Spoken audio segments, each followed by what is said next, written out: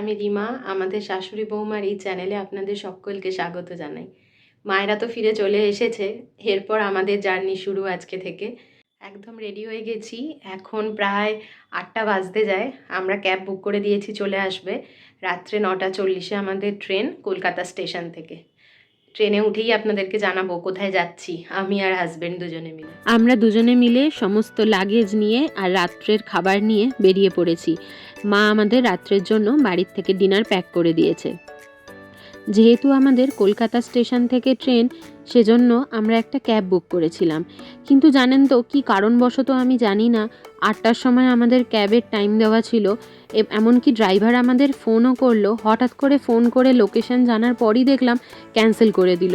ভীষণ রকম টেনশানে পড়ে গিয়েছিলাম সেই মুহূর্তে। আমরা স্ন্যাপ ই ক্যাব বুক করেছিলাম, শুনেছিলাম ওনাদের সার্ভিস খুব ভালো, কিন্তু ওনারা যে লাস্ট মোমেন্টে এইভাবে আমাদের ট্রাভেল দেবে ভাবতে পারিনি। তারপরই হাজব্যান্ড একদম তাড়াহুড়া করে একটা ওলা বুক করে দিয়েছিল। 2 থেকে 3 মিনিটের মধ্যেই ওলা চলে এসেছিল। এবার আমরা কলকাতা স্টেশনে পৌঁছেও গেছি। ট্রেন আমাদের 4 নম্বর প্ল্যাটফর্মে দাঁড়িয়েই ছিল। সমস্ত লাগেজ নিয়ে আমরা দুজনে ট্রেনে উঠে পড়েছি। আমাদের বাড়ির থেকে কলকাতা স্টেশন বেশিক্ষণ সময় লাগেনি, 0.5 ঘন্টা 45 মিনিটের মধ্যেই পৌঁছে গিয়েছিলাম। রাস্তাতে মোটামুটি জ্যাম ছিল, খুব বেশি একটা জ্যামও ছিল না, তাই খুব একটা লেট হয়নি। ট্রেনে উঠেই তো প্রচণ্ড খিদে পেয়ে গিয়েছিল, কেননা যেহেতু রাত্রে ট্রেন জার্নি, সেই জন্য বাড়ির থেকে সেরমভাবে কিছু খেয়ে আসিনি। মা তো ডিনার প্যাক করে দিয়েইছে বললাম। ট্রেনটা ছেড়ে দেওয়ার পরে ভেবেছি ডিনারটা করে নেব, কিন্তু তার আগে এতটাই খিদে পাচ্ছিল, হাজব্যান্ডকে বলেছিলাম একটু কিছু কিনে আনতে। ও একটা চিপস নিয়ে এসেছিল। চিপসটা খাওয়ার কিছুক্ষণের মধ্যেই ট্রেন ছেড়ে দিয়েছিল। তারপরে রাত্রেবেলা ডিনার করে দুজনে মিলে শুয়ে পড়েছিলাম। আমাদের গন্তব্যস্থল হচ্ছে নিউ জলপাইগুড়ি স্টেশন। আমরা যাব গ্যাংটক, ওখানে 3 দিন থেকে তারপরে যাব দার্জিলিং। আমরা যে ট্রেনে করে জার্নি করছি সেটা হচ্ছে কলকাতা গুয়াহাটি স্পেশাল ট্রেন। সকালে 8টায় টাইম এনজিপি স্টেশনে, কিন্তু ট্রেনটা একটুখানি লেট করেছে, আমাদেরকে 9:30টার সময় নামিয়ে দিয়েছে। এই ট্রেনটা পুরোটাই এসি ইকোনমি। 2 মাস আগে ট্রেনটা চালু হয়েছে। ট্রেনে জানেন তো ম্যাক্সিমাম প্যাসেঞ্জারই ছিল এনজিপি পর্যন্ত। আমরা যখন ট্রেন থেকে নামছি তখন দেখলাম আমাদের যে বগিতে ম্যাক্সিমামই ফাঁকা হয়ে গিয়েছে। দুর্দান্ত রোদ ঝলমলে ওয়েদার, তার সাথে ঠান্ডাটাও কিন্তু বেশ আছে। দেখুন দূর থেকে কাঞ্চনজঙ্ঘা দেখা যাচ্ছে। আমরা এনজিপি স্টেশনে নামতেই কাঞ্চনজঙ্ঘা একদম পরিষ্কারভাবে দেখতে পেয়ে গেছি। আমরা জাস্ট ওভারব্রিজে উঠতে যাচ্ছি, তখনই চোখে পড়ল। আশাটা না সত্যিই সার্থক মনে হচ্ছে এখন। এত রোদ ঝলমলে সুন্দর ওয়েদার আজকে, তার জন্য এনজিপি স্টেশন থেকেই দারুণ কাঞ্চনজঙ্ঘা দেখে ফেললাম। আমরা এনজিপি স্টেশনের বাইরে বেরিয়েও চলে এসেছি। এরপরে একটা গাড়ি নিয়ে বেরিয়ে পড়ব গ্যাংটকের উদ্দেশ্যে। আসলে কি বলুন তো, এই শীতকালে সকালবেলা এতটাই ফগ হচ্ছে না, তার জন্য ট্রেনগুলো একটু লেটই করছে। আগের উইকে জানেন তো এই ট্রেনটা দুপুর 11টায় ঢুকিয়েছিল। আমরা ওই জন্য বেশ টেনশানেই ছিলাম, কেননা গ্যাংটক পৌঁছতে আমাদের অনেকখানি লেট হয়ে যাবে। কিন্তু আমাদের ট্রেনটা যে টাইমে ঢুকিয়েছে, মনে হয় বিকেল থাকতে থাকতেই আমরা গ্যাংটকে পৌঁছে যাব। এনজিপি স্টেশন থেকে গাড়িতে ওঠার পর যতক্ষণ আমরা শিলিগুড়িতে ছিলাম, ততক্ষণ জানেন তো প্রচণ্ড গরম লাগছিল। আমার এই ওপরে জ্যাকেটটাও আমাকে খুলে ফেলতে হয়েছে, রীতিমতো ঘেমে যাচ্ছিলাম। শিলিগুড়ি থেকেও কিন্তু আজকে দারুণ কাঞ্চনজঙ্ঘা দেখা যাচ্ছে। পাহাড় জানেন তো আমার বরাবরই ভীষণ প্রিয়। গত 2-1 বছর পাহাড়ের দিকে আসাই হয়নি, সমুদ্রই ঘুরেছি, কেননা আমার হাজব্যান্ডের আবার সমুদ্র ভীষণ পছন্দের। আমারও ভালো লাগে, কিন্তু খুব বেশি দিন পাহাড়ে না আসলে মনটা খুব খারাপ খারাপ করে।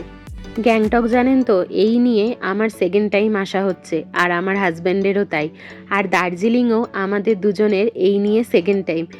শিলিগুড়ির সেবক রোড ছাড়িয়ে আস্তে আস্তে এবার আমরা পাহাড়ে ওঠা স্টার্ট করছি।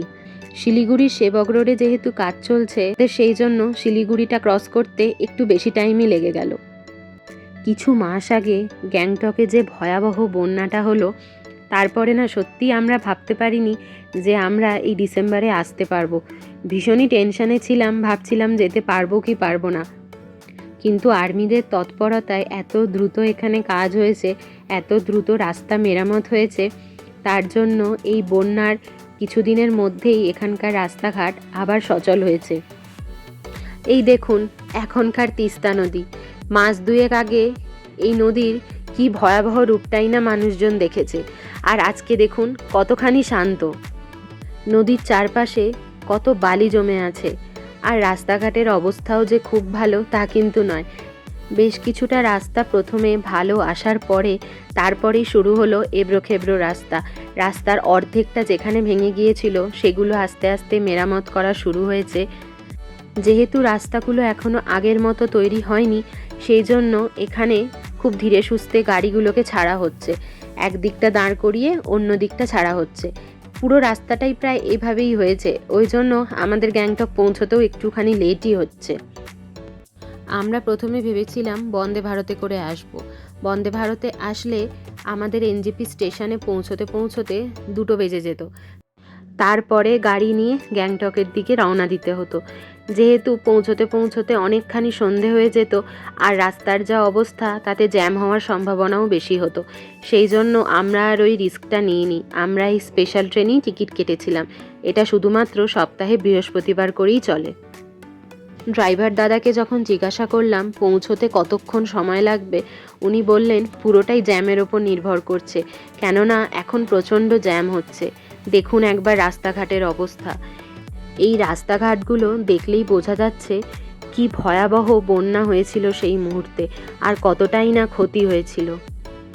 যেহেতু রাস্তাঘাটে কাজ চলছে, সেই জন্য প্রচণ্ড রকম ধুলোয় ভর্তি রাস্তাঘাট। এনজেপি থেকে গ্যাংটক যাওয়ার রাস্তার যে অপরূপ শোভাটা, সেইটা আর এখন নেই। রাস্তাঘাট ধুলোবালিতেই ভরে গিয়েছে। আগেরবার যখন গ্যাংটক এসেছিলাম তখন এই রাস্তা দিয়ে যাওয়ার সময় তিস্তার যে সৌন্দর্য আমরা উপভোগ করেছিলাম, এবারে সেইটা আর হচ্ছে না, জানেন তো। ভীষণই খারাপ লাগছে দেখে তিস্তার এই অবস্থা আর রাস্তাঘাটের এই অবস্থা। কিন্তু তা সত্ত্বেও এত বছর পরে পাহাড়ের দেখা পেতে ভীষণই মনটা ভালো হয়ে গিয়েছে। যাদের পাহাড় ভীষণ প্রিয় তারা হয়তো এটা ফিল করতে পারবেন, কয়েক বছর পর যখন পাহাড়ের দেখা পাওয়া যায় তখন কতটা ভালো লাগে।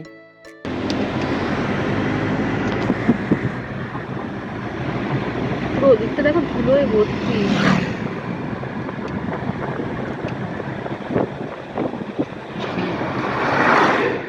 আমরা প্রায় অনেক দূরই চলে এসেছি। আমাদের খুব খিদেও পেয়েছিল, সেই কখন খেয়েছি, সেই জন্য এই জায়গায় একটু হল্ট দেওয়া হয়েছে কিছু খাবার জন্য। এখন প্রায় 1টা মতো বাজে, সবাই প্রায় লাঞ্চই করছে, কিন্তু আমরা দুজন আর লাঞ্চ করব না, কারণ আমার একটু মাউন্টেনে গাড়িতে উঠতে গেলে প্রবলেম হয়, সেজন্য হেভি কিছু খাবো না। আমরা দুজনে অর্ডার করেছিলাম চিকেন স্টিম মোমো আর মাটন থুপ্পা। পাহাড়ে এসে আমাদের প্রথম মোমো। পাহাড়ে আসলে মোমো খাবো না সেটা তো হয় না না, কিন্তু এই মোমোটা দারুণ খেতে ছিল, ভীষণ জুসি, আর এই থুপ্পাটাও কিন্তু বেশ ভালো খেতে ছিল।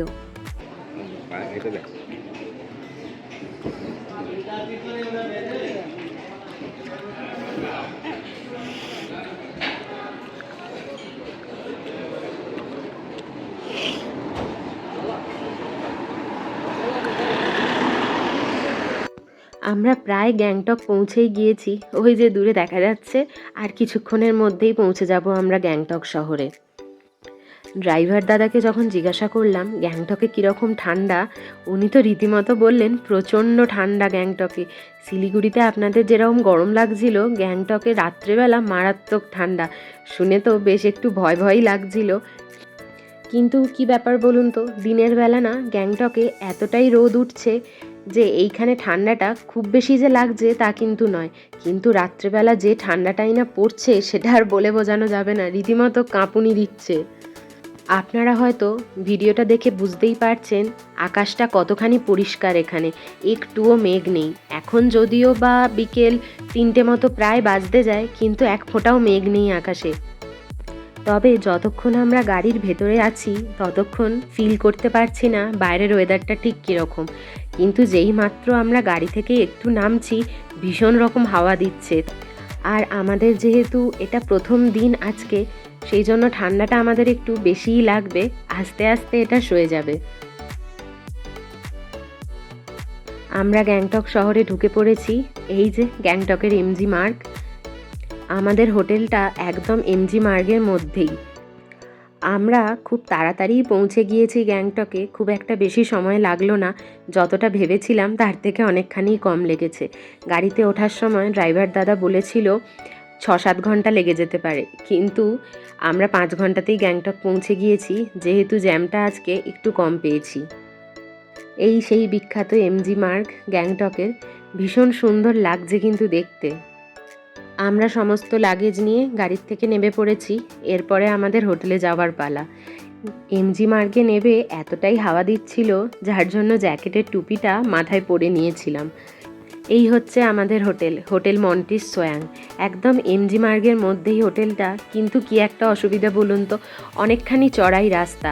আমাদের লাগেজ নিয়ে কিছুটা এগিয়ে আসতে হয়েছিল, তারপর ওখানের একজন দাদা নেমে এসেছিলেন। প্রথমে ভীষণ কষ্ট হয়েছিল আমাদের কিছুটা রাস্তা লাগেজ নিয়ে ওঠার সময়। আমার হাজব্যান্ড এটা অনলাইনে বুক করে রেখেছিল। এটা হলো একটা প্রিমিয়াম হেরিটেজ হোটেল। আমরা যে টাইমে গ্যাংটকে এসেছি এইটা না একদম পিক টাইম, জানেন তো, সেই জন্য এখানে এসে হোটেল বুক করার রিস্কটা আর নিইনি। বাই এনি চান্স যদি ভালো হোটেল না পাই, তার জন্য হাজব্যান্ড কিছুদিন আগেই এই হোটেলটা অনলাইনে বুক করে দিয়েছিল। আমরা পৌঁছে গিয়েছি, এরপর রিসেপশনে কথা বলে তারপরে একদম রুমে যাব। এই হোটেলের চেক ইন টাইম দুপুর 2টো আর চেক আউট টাইম বেলা 11টা।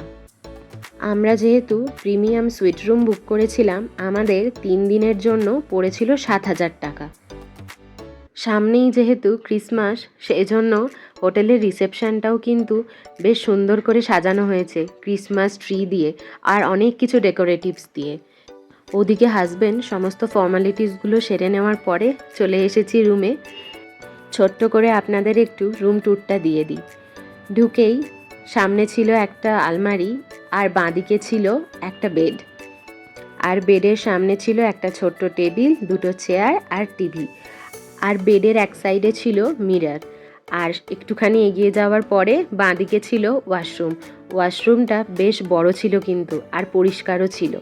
আর এখানে তো গিজার ছাড়া এক মুহূর্তই চলা যায় না, সেই জন্য গিজারটাও কিন্তু বেশ বড় মাপেরই ছিল। আর ছিল ইলেকট্রিক কেটল, চা বানানোর সরঞ্জাম আর কফি বানানোর। ছিল টি ব্যাগ, সুগারের শ্যাশে, মিল্কের শ্যাশে আর কফির ছোট ছোট প্যাকেট।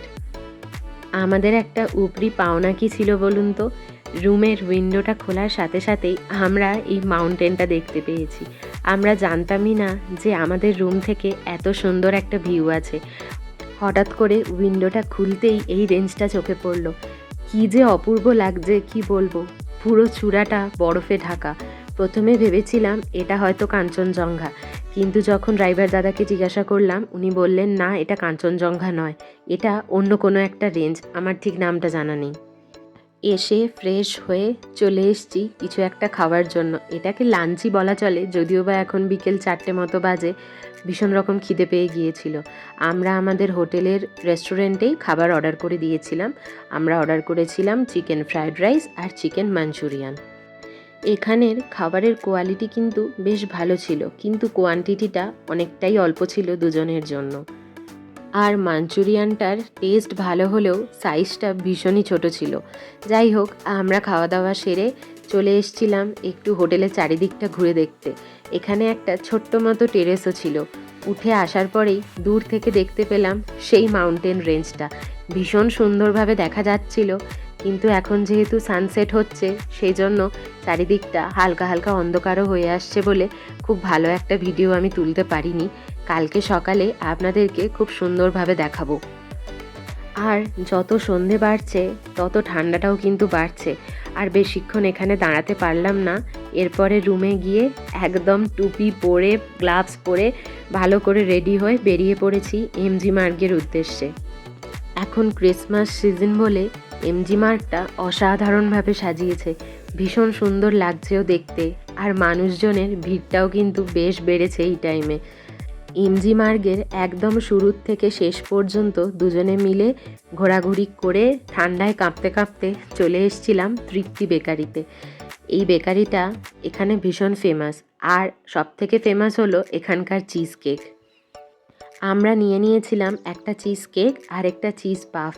ভেতরে ভীষণ ভিড় ছিল, বসার জায়গা পাইনি বলে আমরা খাবারটা নিয়ে বাইরে চলে এসেছিলাম। চিজ কেকটা তো দুর্দান্ত খেতে ছিল, একদম মুখে লেগে থাকার মতো, আর চিজ পাফটাও কিন্তু দারুণ ছিল। আজকের ভিডিওটা তাহলে এখানেই শেষ করছি। আমার গ্যাংটকের প্রথম দিনের ব্লগ আপনাদের কেমন লাগলো সেটা অবশ্যই কমেন্ট করে জানাবেন। খুব তাড়াতাড়ি হাজির হচ্ছি দ্বিতীয় দিনের ভিডিও নিয়ে।